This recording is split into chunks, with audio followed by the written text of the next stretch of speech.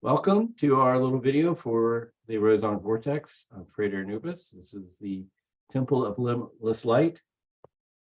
I wanted to talk a bit about a ritual that we practice almost every single time that we do magic, called the Rose Ankh Vortex, which was originally published in a patron, Frater Barabbas's book, Mastering the Art of Ritual Magic, MARM. Starts on page 247. This is an unusual ritual in that it represents a feminine vortex of power. And it's one of the most powerful in my arsenal, mainly for the reason that nobody ever studies this type of magic or knows about it. Now, if we have a cone of power, like where the pyramid of power ritual that we do, where we go clockwise and we build up energy, we build it up to a zenith, then we release the energy out to the world. That's a witch's cone of power. It builds to a crescendo, then it's released, and then it's gone. There has to be a correlate, a feminine version of that. Instead of building and then being released, it vibrates up from the earth and contains and nurtures and protects. And so the purpose of the Rose Ankh is containment, nurturing, protection. And you think, okay, yeah, whatever. But the thing is, this is a very, very powerful ritual. I've used it one time. Some people were being accosted by black magic, and somebody was sending some little demons after them. So I went to their home where they were being attacked, set sacred space, set up the Rose Ankh Vortex, and it acted to contain those evil spirits, where I could then use a ceremony of unnaming and destroy them utterly. So it's rather potent, and it also has the effect of being able to absorb black magic and negative energy. So there's people, when the conflict they were involved in, people were casting more negative energy in their direction. The Rose Ankh soaked it up, converted it, digested it. It's like a compost pile, sent it back out into the universe. So it creates a sphere of protection. It's almost like an invisibility to magic. Makes you very hard to target. So rather than, if negative energy comes at you, bat it back at the person, in which case now you're involved, right? You're playing the game. You're saying, oh, you hit me, I'll hit you back, and all that. If they can't target you, you can't be hit.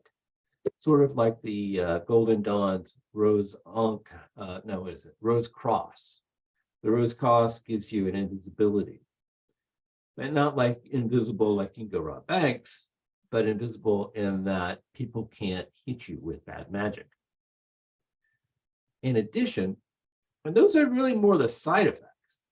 That's not really the whole point of it. Those are effects that you get from it by using it, by knowing it. The main point of it is that it creates this nurturing web, this vortex of energy that vibrates up from the earth, vibrates up and then out, up and out, continuously.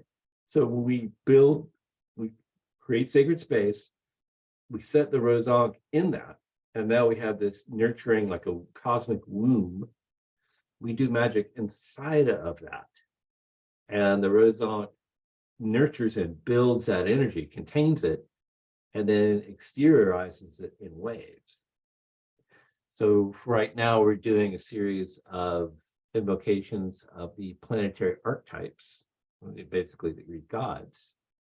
We create sacred space, we build the Rose Ankh, and then within that, that's where you invoke these sacred archetypes. They are burst within that Rose Ankh. So it's primarily a containment field, but it has the effects of protection and absorbing negativity. And it nurtures energy fields that you're creating within it. So if you're doing an invocation of a deity or divine archetype, it's a very good idea to do the Rose Ankh first to contain and nurture that energy and make it stronger. Generally speaking, the more layers of ritual you do, the more powerful the ultimate effect will be. So the original version of this ritual was very generic.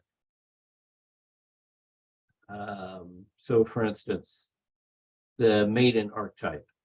The maiden is pure and civilized one. She is like the ideal of culture and also nature.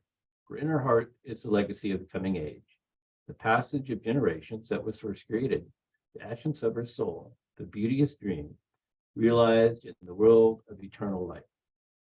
So as the ritual was originally presented, it's very generic, with the intent that you would take this and write your own version and your own mythology and your own pantheon in your own words. You can use it straight out of here just fine. But I had to create my own version of it in order to really be considered to be, I don't want to say mastered, but in order to really learn a ritual, you should rewrite it in your own words.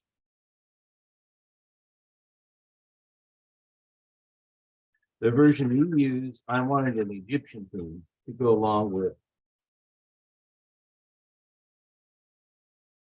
our general Egyptian theme that in general that we use.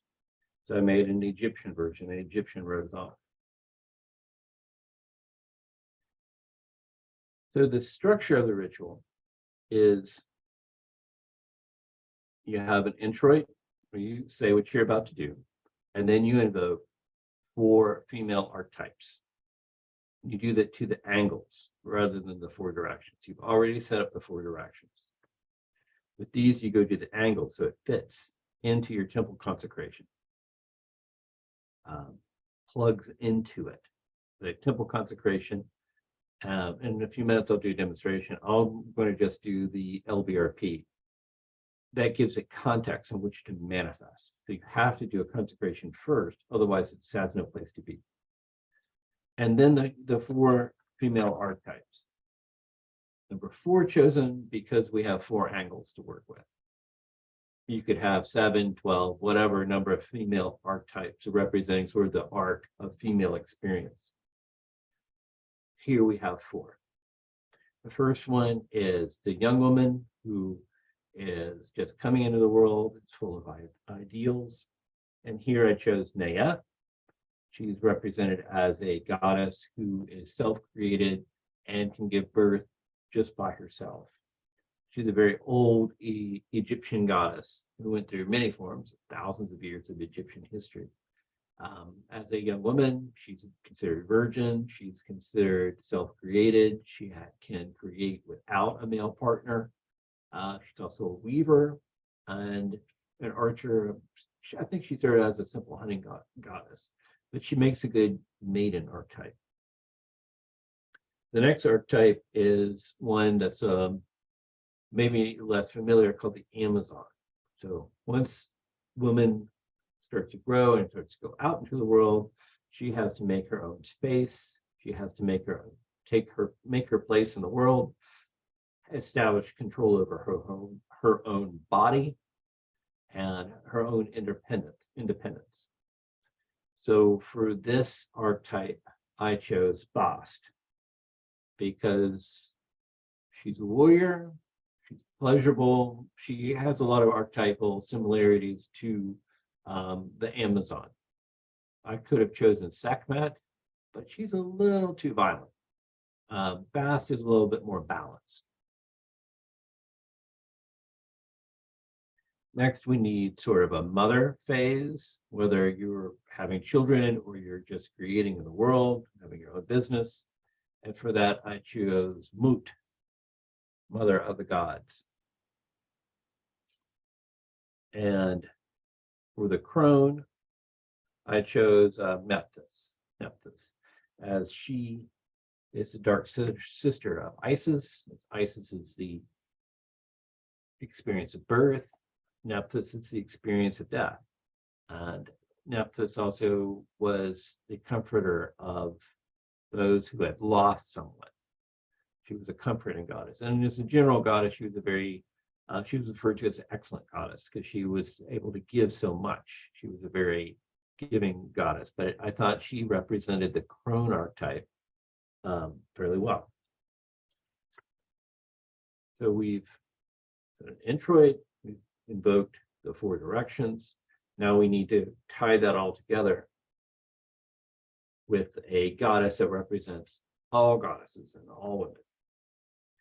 So to tie it together, you can really only go to Isis, as you're using Egyptian pantheon, because Isis was the greatest of magicians. She knew the secret name of Ra. She tended to absorb all the other goddesses into her over time. So she became this very archetypical goddess that represented all the goddesses and all women. So we do the 4, we tie it together into Isis. And the device that we use, and we're not drawing pentagrams this time. What we're drawing are Rose Ankhs. So when I go to the directions, I'm going to vibrate a divine name, and I'm going to draw this shape called a Rose Ankh. So the way that I do it, and I suggest that you would want to do it, is first look down and with your imagination, imagine you're going through the earth, through all the layers, down till you can see the molten core of the planet. So you can see that hot, molten lava, the very core, the very power source of the planet Earth. And imagine that you're reaching down and grabbing some of that lava, you pull it up, make a loop across and back, so that you have this Ankh shape. And Ankh is masculine and feminine. It's a yin yang symbol that's rooted into the core of the planet. And then you vibrate the name over it while doing our invoking spiral, where you go around clockwise 1, 2, 3. And that, so when you finish the ritual, you've got 4 anchors going down to the center of the planet, and a central one with these 5 archetypes empowering those nodes of energy. So having done that, you've created that sacred architecture. You need to get it, set it spinning and get it activated. So that's where we walk the spiral outward towards the inner 3 times, going counterclockwise, because we're grounding energy, we're pulling energy up from the earth, and we have a goddess chant that we use to power it up. And the original chant was pretty cool. Where's my place in the book? Oh, here it is.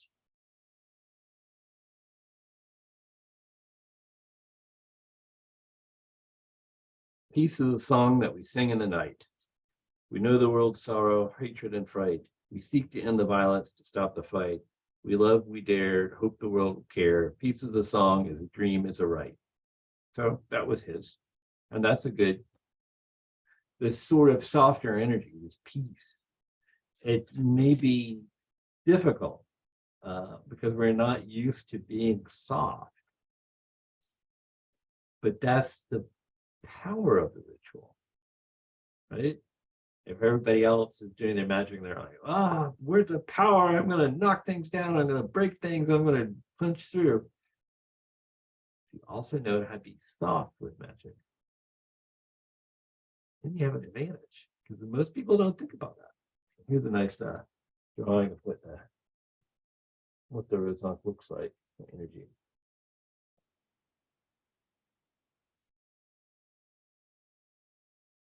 So I'll get up and demonstrate the ritual. I just want to explain one more thing. For the introit of this ritual, I chose the chapter 6 of the Tao Te Ching, because it's the energy of the Tao. with feminine energy. I couldn't think of a better way to begin this sort of ritual than with the reading of the Tao Te Ching. It seemed like if I didn't use the Tao Te Ching to, at some point in this ritual, I would be remiss, because the ritual itself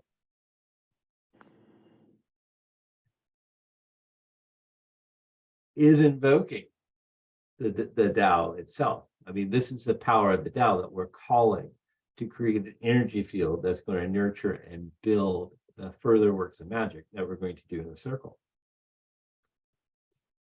So I'll go ahead and I will do a quick, well, I will do the lesser banishing ritual of the pentagram to create a context in which this ritual, this energy field can manifest. And then I will demonstrate the Egyptian Rose Ankh Vortex ritual itself.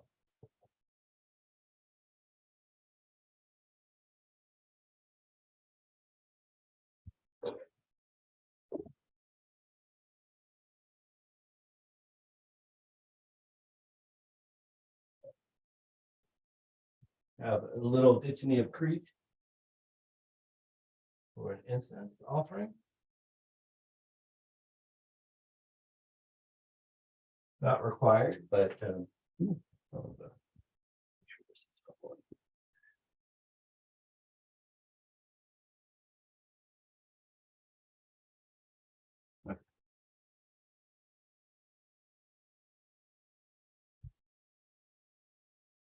normally that direction, of course, is east in the temple, but I will have this be the direction for east at the moment so that we can, I don't have my back towards you all the time. So as usual, let's start with a Kabbalistic cross, get grounded and centered.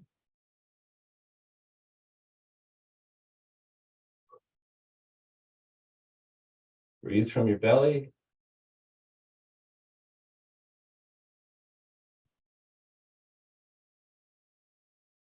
Eto Malkut Vigadula Vigavura Leolam. Amen.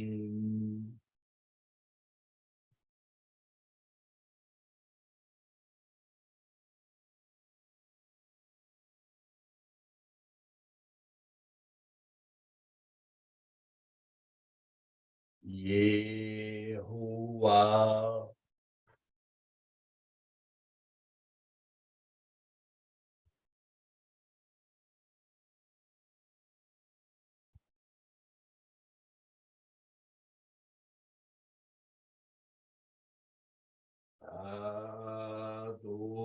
Adonai.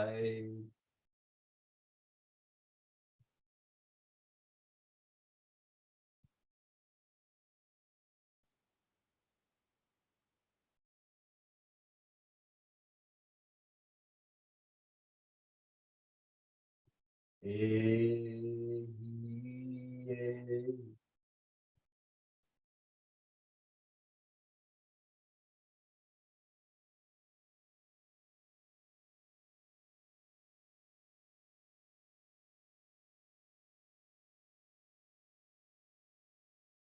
Agila.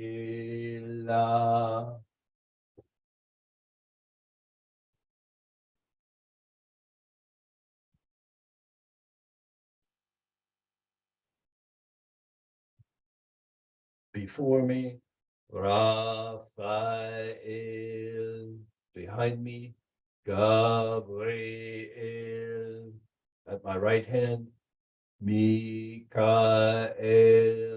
At my left hand, Uriel. For around me flame the pentagrams, and within me shines the six-rayed star. Eta, Kuth, Dula, Vigura, Eolam. Amen.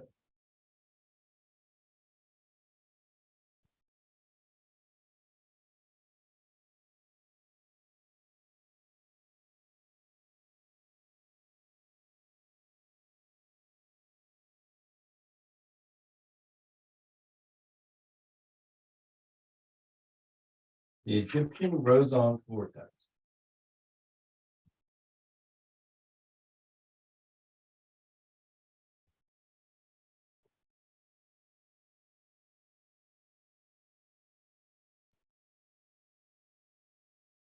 The valley spirit never dies.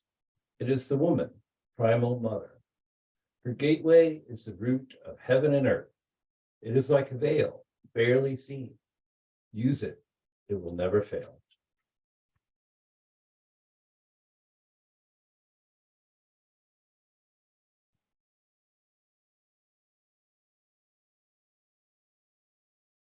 Wabiti, one who is pure. I call thee Nayef, pure one, who stands at the dawn of time, weaving the world into being. Wearer of the red crown of Lower Egypt, you hold the Wa scepter of power over chaos. Your judgment is respected even by the gods, for you see the truth of how our world could be, perfect and ideal. Hail and welcome, Nayef.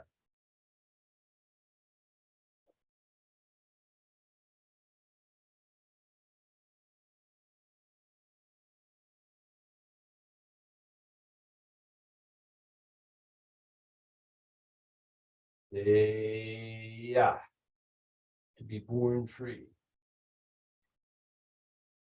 I call thee Bas, cat-headed goddess of justice and pleasure. You drink deeply of the world's delights and command respect from all. You are the imperative of true will, and all follow you in search of self-knowledge. Hail and welcome, Bast.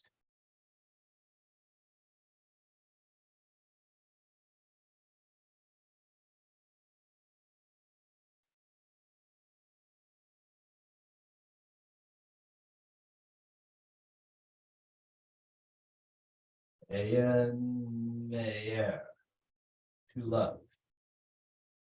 I call thee Mut, primal mother of the gods, regal goddess, wearer of the vulture crown, whose soft wings protect and nurture all. Your selfless love teaches us what it means to be human. Hail and welcome, Mut.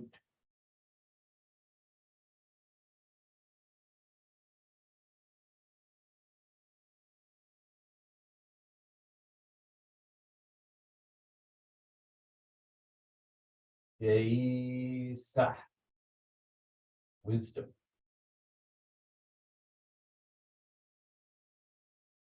I call upon thee, Nephthys, excellent goddess, whose outstretched wings offer comfort and assistance to all. Through you, we learn not to fear the darkness and the transformation it contains. Hail and welcome, Nephthys.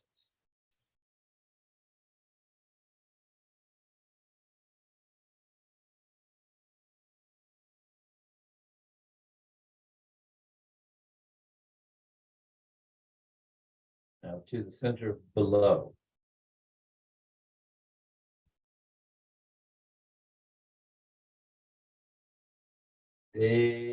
Shet, eternity.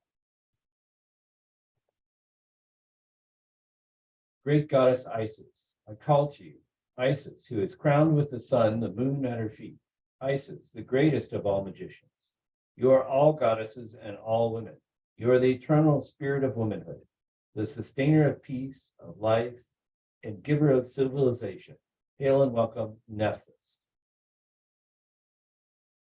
Upati, Seya, Shisa, Shiset, and Mir, Usasat, sanctuary.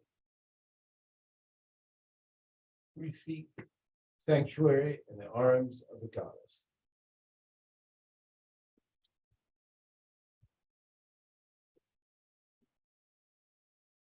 Walking the spiral. She is the unity of all. She is the light on the path. In her all things move, in her all things live. She is love, and all things respond to her. She is the unity of all. She is the light on the path. In her all things move, in her all things live. She is love, and all things respond to her. She is the unity of all. She is the light on the path. In her, all things move. In her, all things live. She is love, and all things respond to her.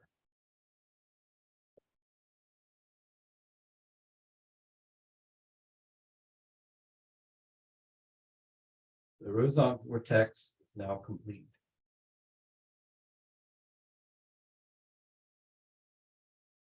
Feel the nurturing, grounding, containing energies that vibrates up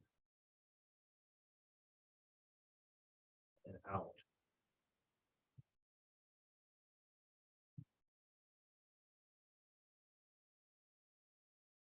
It's here that we would now do further rituals that would be contained and amplified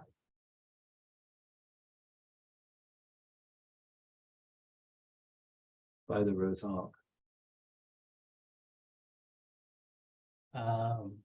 Just one more thing real quickly. Want to sit and meditate. We have a document I put up on our site. It's definitely a document that needs more work, but here it is. Full explanation.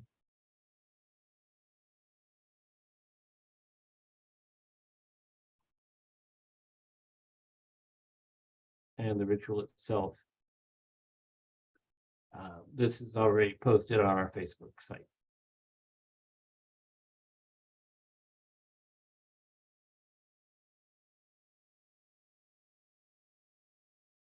That's available. Thanks everyone for watching our video on the Rose Ankh Vortex. See you next time. And if you want to have access to these documents and know when we're doing more videos and rituals, just join our Facebook group. Put that up too.